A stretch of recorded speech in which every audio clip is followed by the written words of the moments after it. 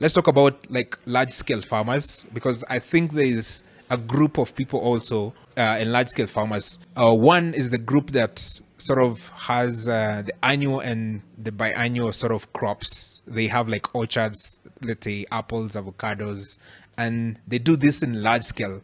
And I think this is a group that is sort of reluctant to look the other way because they have a lot to lose, right? So converting like 20, 50, 100 hectares is a lot of risk for some of these farmers. What is then the best approach for them to actually take the risk without really knowing, you know what, I might actually lose all? First of all, let's say there are multiple types of commercial and large scale farmers. So, one you mentioned about the orchards.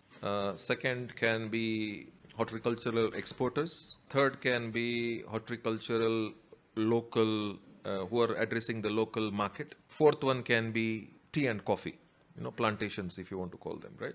Where they are cooperatives and there's different ways. The way I look at it is for that large scale farmer to decide. And how is he deciding? You need to understand, because I've been to a few of them and then I said I don't have time to keep on going and explaining them. So the first thing, the large scale farmers, they think that a person who is selling a product needs to come on their farm for free, come on their farm and show them everything for free. So tell me, what kind of business is this that me, whom I know how to do it, whether it's me or somebody else. So you want me to come on your farm for free, take appointments, meet your people, because large scale farm, they have their way and they have their things.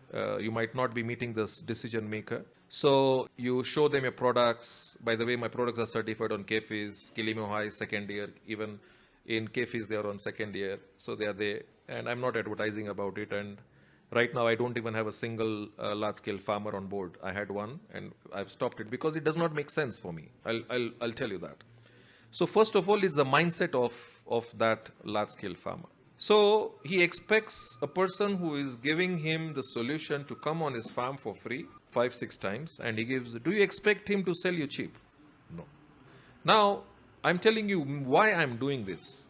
So me, if I go to large-scale farmers and I don't get that order, those overheads, where will I add? I will add it to my existing small-scale farmers. If I'm not able to add it to them, I'll be in the losses, I'll close down.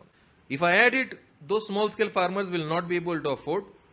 So that's the reason why I have changed. So what do I do is I charge a small fee to go on somebody's farm, so that the prices of my products, they stay reasonable for somebody to do a trial. So that's the first thing.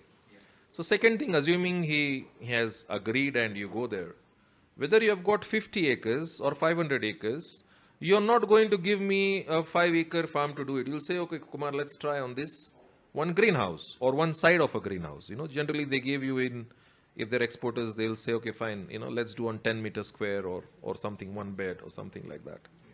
So that's where it starts. And depending on what they want to achieve, because the number of parameters with them is different. So now let's talk specifically about the orchard farmers. So let's say we take mango, avocados, apples, citrus, okay? So each of them, there are different problems they face. I'll just go through it because if you go deeper, it will go in a different way. In case of mangoes, how much care are they taking about the mangoes is what you need to look at. Why I'm saying that is because they directly proportionate it to the what price they're getting. Maybe they're getting 20 shillings in exports, 20 shillings and a mango. In India, 1 kg of mangoes are sold for 500 shillings to 1,000 shillings a kilo during the season. Here 1 kg, I'm talking in shillings. So let's say 500 to 700. Let's not go 500 to 700.